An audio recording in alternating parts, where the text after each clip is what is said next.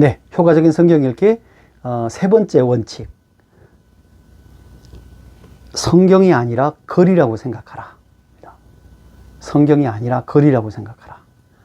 이게 어떻게 보면 조금 이 뭔 얘기지? 이렇게 생각합니다. 왜냐하면 우리가 성경을 읽을 때에 우리가 읽으면 성경에 대한 선지식도 있고요. 그 다음에 우리에게 여러 가지 그 감동을 주는 내용도 있고, 또 우리가 이미 알고 있는 여러 가지 단어들이 있습니다. 그런 단어들을 우리가 그 안에서 보게 되면 상당히 우리가 영적으로 많은 해석들을 이제 하게 되는 거죠. 네. 자, 그래서 성경을 읽는데 상당히 방해되는 그러니까 요소 중에 하나가 뭐냐면 성경의 그 패러그래프이죠. 그 에피소드의 전체적인 그러니까 의미를 주제와 내용을 정확하게 이해하기 전에 거기다가 여러 가지 우리가 신앙적인 또 신학적인 의미들을 부여하는 거예요. 네, 그러다 보니 여러 가지 성경 전체를 논리적으로 이해하는 데에 상당히 어려움을 겪는 일들이 많이 있습니다. 그거는 그 에피소드나 그 패러그래프의 그 주제를 우리가 찾는데도 상당히 문제가 생깁니다.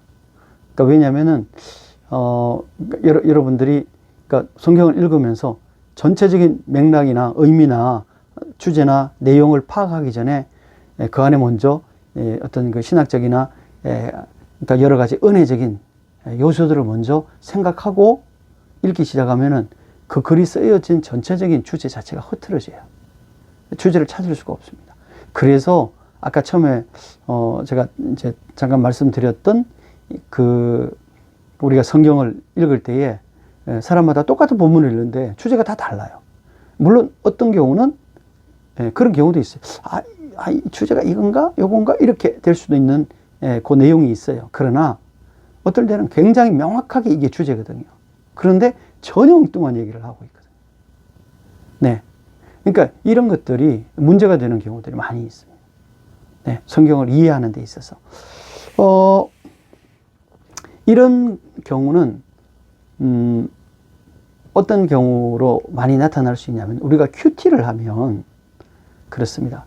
큐티를 하게 될 때에, 우리가 대부분이 뭐냐면은, 우리가 은혜를 받았다.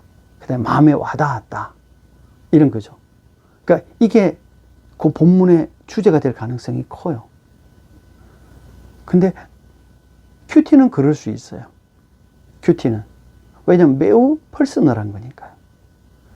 그날 아침에 내가 굉장히 읽으면서 참 하나님께서 참 이 말씀을 그러니까 어쩌면 이 단어 너희가 서로 긍휼히 여기라. 그래서 긍휼히 여겨야 되는데 내가 요새 그러지 못하는구나. 그렇죠. 그러니까 그게 마음이 굉장히 와닿아서 그날 큐티는 내가 그러면 어떻게 내가 긍휼을 베풀 것인가 이렇게 할 수 있어요. 근데 우리가 전체 패러그래프를 볼 때, 전체 에피소드를 볼 때 그거는 아주 작은 부분이에요. 실행적 부분이지 주제가 아니라고요. 근데 그거를 주제라고 생각하고 그거를 가지고 설교하시는 목사님들이 너무 많습니다. 네, 물론 설교가 안 되는 건 아니에요. 네, 그렇잖아요. 그죠? 근데 중요한 건 뭐냐면은 그거를 얘기하면서 그 전체 오늘 본문이라는 게 있잖아요. 예를 들어서 오늘 주제는 그거만 딱 읽고 오늘 주제는 긍휼입니다. 이렇게 얘기했다면 모를까. 거기 예를 들어서 디모데전서 몇 장, 2장 1절에서부터 11절까지입니다. 이렇게 얘기를 했어요. 그러면 그 1절부터 11절까지에 뭐가 있어요? 그 패러그래프, 그 에피소드가 갖고 있는 주제가 있잖아요. 그리고 그 안에 긍휼은 그 전체 부분의 한 요소거든요. 그게 전체적인 주제가 될 수가 없습니다. 네. 그런데 이제 그렇게 성경을 이제 해석을 하는 거죠. 그러면 이게 주제라는 것이 뭔가? 이렇게 이제 생각이 되는 거죠. 예. 그 성경의, 그 논리적인 성경 읽기가 아닌 거예요. 그래서 우리가 큐티 열심히 하시는 목사님들이 범할 수 있는 오류 중에 하나가 그런 거예요. 뭐냐면은 큐티를 가지고 설교를 하면 이렇게 됩니다. 네. 그러니까 저는 큐티는 굉장히 퍼스널한 거고요. 그렇죠? 예. 설교는요, 굉장히 공적인 거예요. 퍼블릭한 거고 논리적인 거예요. 네. 그러니까 그렇기 때문에 우리가 이거는 적용적 측면에서 그걸 다룰 수는 있을지는 모르겠지만 실제로 그 성경의 그 본문의 주제를 그렇게 해서 한다는 것은 우리가 조금 더 생각해 볼 필요가 있는 겁니다.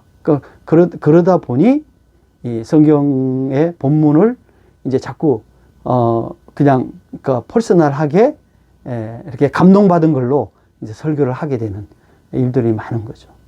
네. 그렇게 되면 우리가 교인들도 또 그렇게 따라서 하지 않겠습니까? 근데 그거는 성경의 그 원래 본문을 결국은 이해하는 데에 방해가 되는 요소가 되는 거죠. 이거는 저는 굉장히 어렵다고 생각을 합니다. 그래서 정말 그래서 제가 극단적으로 우리가 성경 읽을 때 이거를 성경이라고 생각해서 자꾸 뭐 마음에 와닿았던 거 이런 거 생각하지 말고 먼저 그 성경의 내용, 오늘 읽는 그 본문의 내용이 무슨 주제로 어떻게 구성이 되어 있는가 그거를 먼저 이해하고 그 다음에 살을 갖다 붙여도 얼마든지 가능하고 그게 맞는 얘기다. 그게 맞는 순서다. 이런 말씀을 좀 드리고 싶은 거죠. 자, 계속 이어서 네 번째. 네 번째는요, 저는 이거 성경 읽으면서 굉장히 강조하는 것 중에 하나인데, 그러니까 본문을 읽으면서 그 내용에 대해서 이미지네이션을 하라. 이렇게 되어 있습니다. 그러니까 본문을 읽잖아요.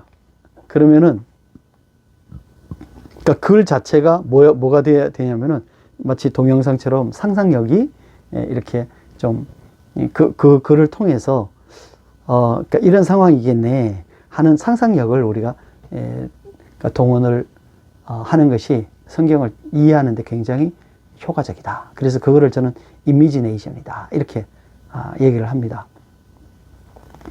그 이미지네이션을 한다는 거는 한번 잘 생각을 해볼 필요가 있는데요. 이렇습니다. 한번 우리가 창세기 한번 볼까요?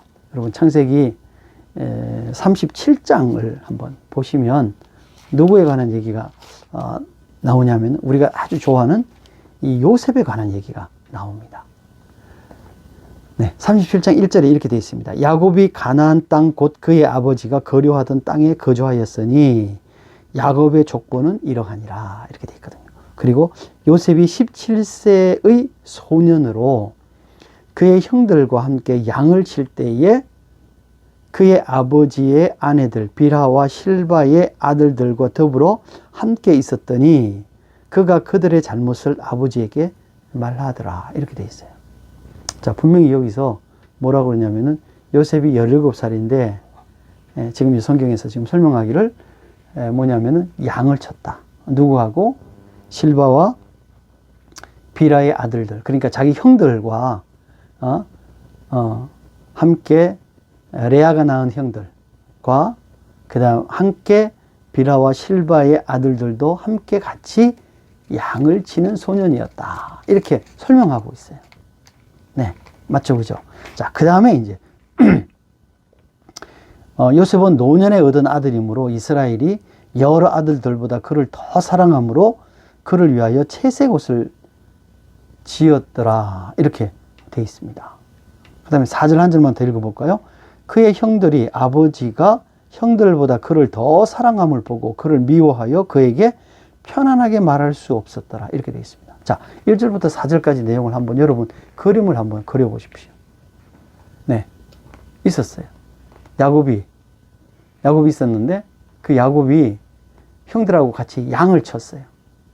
네, 양을 쳤는데 그때에 같이 형들이라 하면 레아의 그 아들들, 형들하고 실바와 비라의 그 형들하고 같이 다, 형제들이 전부 다 양을 쳤어요. 그런데 그때에 요셉이 아버지에게 그 형들의 잘못한 것을 이렇게 자꾸 고자질을 했어요.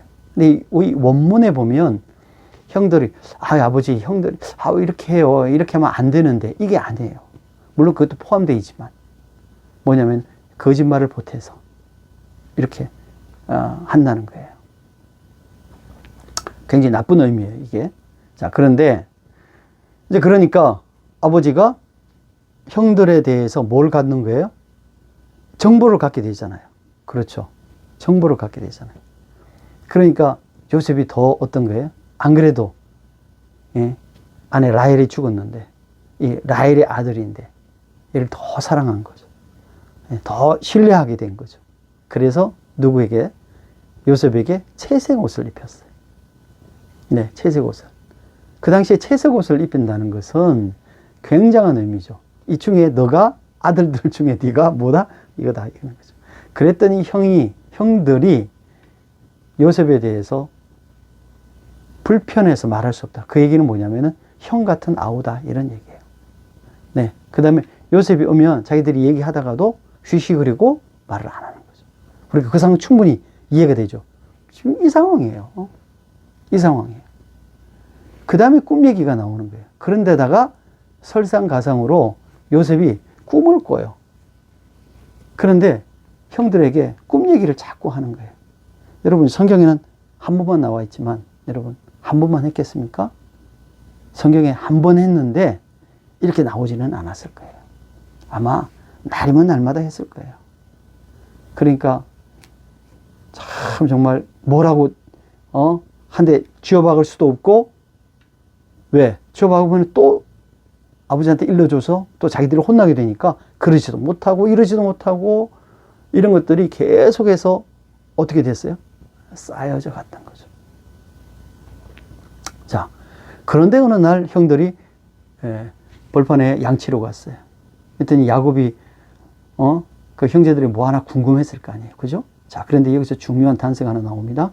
뭐냐면은 요셉은 양치로 갔어요, 안 갔어요? 안 갔습니다. 왜? 그때부터 양치기에서 빠진 거예요. 근데 처음에는 뭐라 그랬습니까? 양 쳤다 그랬어요. 양을 쳤다 그랬어요. 근데 형들의 그거를 고자질하고, 그래서 예뻐해서 채색 옷을 입히니까 그다음부터는 뭐 양치기에서 빠진 거예요. 네. 그래서 야곱이 형들에게 가보라고 그랬어요. 형들이 뭘 일을 잘하나 감시관으로 보낸 거죠. 자, 그런데 형들의 반응이 참 재밌습니다. 뭐냐면 멀리서 누가 오는데 딱 봐도 누구예요? 요셉이에요. 왜냐면은 그 벌판에 오는데 뭐를 입고 왔어요? 채색 옷을 입고 왔어요. 제가 여러분, 그냥 우리가 설명하기 위해서 제가 이런 거예요. 또라이예요. 예, 생각해 보세요.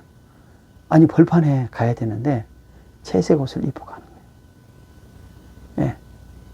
그러니까 멀리서 보는데 딱 봐도 누구예요? 요셉인 거예요. 딱 봐도. 왜? 벌판에 채색 옷을 입고 올 사람이 요셉밖에 없기 때문에. 형들이 너무 잘한 거죠. 그러니까 오기 전부터 뭘 한 거예요? 죽일 계획을 한 거죠. 네. 죽일 계획을. 그렇게 해서 요셉을 어떻게 해가지고 팔았어요. 예. 미디안 상인들에게 팔았습니다. 그리고 아버지를 잘 속였어요. 짐승의 피를 묻혀가지고 죽었습니다. 요셉이 죽었습니다. 그리고 잘 팔았어요. 네. 여러분, 여기까지 이미지네이션 혹시 잘 정리가 되십니까? 네. 그러니까 그 상황을 여러분 한번 생각을 해보세요. 그럼 형들이 얼마나 요셉을 미워했겠어요. 그 상황이. 근데 이 지금 굉장히 논리적인 전개잖아요. 그죠? 근데 우리는 뭐만 생각합니까? 요셉이 꿈꾼 것만 생각해요. 요셉이 10대에 아주 또라이였다는 것을 여러분 기억을 못하고 있는 거예요. 예. 그리고 아주 집요한, 아주 이기적인, 예? 그런 티네이저였다는 것을 우리는 망각하고 있는 거예요. 왜 우리가 요셉을 사랑하냐? 꿈꿨어. 소년이의 꿈을 꿔라. 그 다음에 총리가 됐어. 그러니까 여기에 꼽혀 있는 거예요. 근데 지금 이 내용을 전체적으로 우리가 생각을 해보면, 야, 요셉은 뭐, 생각해보세요. 자, 그런데 문제가 있는 거예요. 그렇게 해서 형들이 잘 속였어요. 아버지를, 야곱을. 자, 그런데 38장 1절을 한번 여러분 생각해 보십시오. 뭐냐면, 그 후에 유다가 자기 형제들로부터 떠나 내려가서 아둘람 사람 히라와 가까이 하니라. 이렇게 되어 있거든요. 이게 엉뚱하게 지금 이 얘기가 나오는 거예요. 여러분, 37장, 38장, 39장은 우리가 주의 깊게 읽어볼 필요가 있는 장이에요. 저도 이게 이해가 안 돼서 굉장히 오랫동안 고민을 했던 내용인데 38장에 딱 나왔거든요. 근데 이 당시를 우리가 생각해 보면 그 당시에 형제들은 함께 살았어요. 왜냐하면 두 가지 이유였어요. 왜냐하면 그 당시에는 이 씨족 사회끼리 살았거든요. 근데 그리고 그 당시에 땅 따먹기, 소위 말하는 청동기 문화였기 때문에 그런 어떤 그 전쟁 이런 것들이 많이 일어나던 시기였거든요. 그러니까 땅을 넓히고 이런 이제 확장하는. 그러니까 보호해야 될 거 아니에요. 보호하려면 사람이 많아야 되잖아요. 그죠? 그러니까 자기 부족을 보호해야 돼요. 여러분, 근데 이 당시에 실제로 야곱의 지금 족보다 이렇게 했는데, 지금 야곱의 족보가 전체가 다 애굽으로 갈 때에 70명이라고 그랬어요. 여러분 생각해 보세요. 70명은 그냥 소위 말하는 한 번에 그냥 이 멸문지하를 당하는 그런 상황, 몇 명 안 되는 거죠. 너무 작은 인원인 거예요. 그러니까 어쨌든 자기들을 보호하기 위해서 인구가 많아져요. 군사가 많아져야 된다는 거예요. 두 번째는 뭐냐면은 노동력이 필요합니다. 지금처럼 기계로 농사를 짓는 게 아니고 전부 다 노동력으로 하잖아요. 그러니까 사람이 많이 모여서 있을수록 훨씬 더 뭐예요? 효율적이에요. 그러니까 같이 사는데 여기 있는 유다가 떠났다고 그랬어요. 그러니까 떠난 거는 뭐냐면 잠시 다녀오는 게 아니라 형제들로부터 떠난 거예요. 아니, 이런 상황인데 형제들이 왜 떠났을까? 생각을 해봐야 되는 거죠.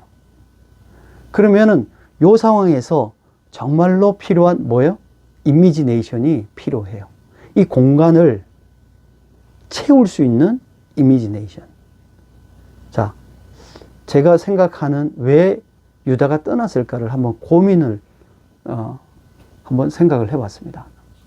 제가 고민한 내용은 이런 거예요. 그래서 아버지를 야곱을 속였어요. 그런데 이 야곱은 너무 사랑하던 요셉이었기 때문에 요셉을 금방 못 잊는 거예요. 네? 그래서 아침마다 일어나면은 우리 요셉이 어디 갔을까? 요셉이 우리 아들 요셉. 왜냐하면 라헬의 자식이잖아요. 네. 그러니까 야곱이 아내가 넷이 있었지만 자기의 아내는 라헬뿐이다 라고 생각했던 사람이에요. 그러니까 그런 얘기를 날마다 아침마다 아니면 뭐 하여튼 시도 때도 없이 그런 얘기를 그런 한탄을 한단 말이에요. 그러니까 형제들 입장에서는 그 얘기가 어떻습니까? 그 얘기를 들을 때마다 마음이 쓰린 거죠. 네? 실제로 요셉은 죽지도 않았고 우리가 팔았고, 그죠? 아버지를 속였고. 그러니까 그런데 어느 날 형제 중에 한 명이 이런 얘기를 했다고 쳐보세요. 야, 누가 요셉을 팔자 그랬니? 야, 누가 요셉을 팔자 그랬니? 이 얘기를 딱 듣는 순간 어떻게 되겠습니까? 그 장본인이 누굽니까? 유다예요. 유다. 근데 그 얘기를 딱 듣는 순간 유다가 이렇게 확 치밀어 오르는 거죠. 왜냐하면 자기는 요셉을 살리려고 팔자 그런 거잖아요. 속으로 이런 생각을 합니다. 아니, 지네들은 요셉을 죽이자고 그래놓고 이제 와서 누가 팔자고 그랬냐고? 아니 이게 적반하장도 유분수지 말이 돼 이게? 이런 거죠. 그러니까 아마 언쟁이 있을 수도 있어요. 아니 당신들은 팔자고 그래, 죽이자고 그러지 않았냐? 어? 아니 동생을 죽이자 그러는 사람들이 나보고 지금 그건 난 동생을 살리기 위해서 팔자고 그랬는데 이제 와서 그걸 처음부터 다 나한테 다 뒤집어 씌우는 거야? 여러분 어떠세요? 제가 완전히 없는 얘기 완전히 막 지어내서 했을 것 같습니까? 저는 아니라고 생각합니다. 왜냐하면 유다가 38장에 이렇게 떠날 이유가 없거든요. 네, 떠날 이유가 없거든요. 그래야 37장과 38장이 이어집니다. 네. 그리고 39장도 이어져요. 실제로는 39장, 37장, 39장 이렇거든요. 38장이 중간에 쑥 들어온 거예요. 네. 어쨌거나 상황이 이렇다는 거죠. 그러니까 이게 뭐냐면 이 공간을 채워가는 이미지네이션인 거예요. 왜 제가 이 이미지네이션을 중요하게 생각하냐면은 그래야 성경 안에 우리가 하나님께서 이렇게 띄엄띄엄 어떨 때는 매우 자세하게 어떨 때는 띄엄띄엄 근데 띄엄띄엄 쓰여진 것에 대해서 우리가 뭘 하는 거예요? 우리를 초대하시는 거예요. 인바이트 하시는 거죠. 그리고 그걸 우리가 메꾸기를 원해요. 그런데 마음대로 엉뚱하게가 아니라 얘기를 채우려면 어떻게 됩니까? 앞과 뒤가 연결이 되어져요. 논리적 연결. 이 논리적 연결이 되어야 됐는데 그래서 이게 되는 거라는 거죠. 제가 지금 얘기했던 그 유다와 형들 간의 관계가 혹시 아까 지금 37장과 38장 사이에서의 논리적 연계에서 이게 현저하게 야 그건 말도 안 돼 라고 할 만합니까? 저는 아니라고 생각해요. 저는 충분한 논리적 그게 있다, 개연성이 있다 라고 생각을 합니다. 여러분 조금 더 곰곰이 생각해 보시면 그 다음에 그런 과정이 결국은 37장에서 39장으로 연결되는 과정하고도 맞물려 있다고 저는 보는 거예요. 왜냐하면 37장과 39장을 보면요. 요셉이 갑자기 변합니다. 이랬던 요셉이 39장에 보면은 하나님께서 요셉에게 축복하시고, 하나님과, 하나님께서 동행하시고. 근데, 아니, 17절에 이 또라이 같은 요셉과 하나님이 그렇게 하신다? 이 상상이 안 되잖아요. 상상이 안 되죠. 그러면 37장과 39장 사이에 38장 유다 얘기 말고 요셉에게 무슨 일이 있었던가는 우리가 한번 고민할 필요가 있는 거죠. 굉장히 논리적 전개를 생각해 볼 필요가 있는 거죠. 저는 이게 성경을 잘 이해하는 매우 중요한 방법이다. 원리다. 저는 이렇게 생각합니다.